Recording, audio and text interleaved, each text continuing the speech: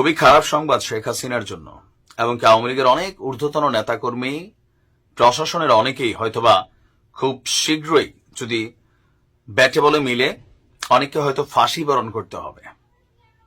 শুধুমাত্র ইন্টারিম গভর্নমেন্টের সময় না, এই সরকারের পরে যদি কোনো সরকার আসে, বিএনপি অথবা সামহাও যারাই আসেন, তারা কঠিন বিচার করবেন। কারণ কি, ইন্টারন্যাশনালি যেই সংগঠন আছে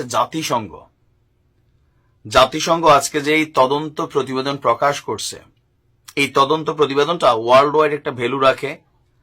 আর এই তদন্ত প্রতিবেদনে যে জিনিসগুলো উঠে আসছে, এগুলাতে শেখ হাসিনার ফাঁসি নিশ্চিত করার জন্য সবকিছুই করবে সরকার, কারণ তাদের হাতে একটা গ্রিন সিগন্যাল চলে আসছে। এই রিপোর্টটা কি সেই রিপোর্ট যেটা তাকে এত বড় বিপদে ফেলতে যাচ্ছে?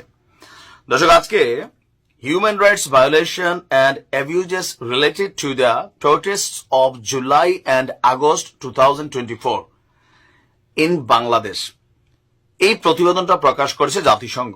তারা এখানে কি কি গুরুত্বপূর্ণ জিনিস আনছে যে আপনার জুলাই অভ্যুত্থান চলাকালীন বিক্ষোভকারীদের হত্যা এবং তাদের লাশকে গুম করতে সরাসরি নিরাপত্তা বাহিনীকে নির্দেশনা দিয়েছিলেন শেখ হাসিনা। জাতিসংঘের মানবাধিকার বিষয়ক হাই কমিশনের ফ্যাক্ট ফাইন্ডিং মিশন এই সংক্রান্ত একটা প্রতিবেদন আজকে প্রকাশ করা হয়েছে। প্রতিবেদনে বলা হয়েছে, অভ্যুত্থানের সময় 18 জুলাই সন্ধ্যায় তৎকালীন স্বরাষ্ট্রমন্ত্রী আসাদুজ্জামান খান কামালের সভাপতিত্বে কোর কমিটির একটা বৈঠক হয়। ওই বৈঠকে পুলিশ, র্যাব, বিজিবি, গোয়েন্দা সংস্থার প্রধানরা উপস্থিত ছিলেন। বৈঠকে মন্ত্রী বিজিবি কমান্ডারকে আরো সহজে প্রাণঘাতী শক্তি প্রয়োগের নির্দেশ দিয়েছিলেন।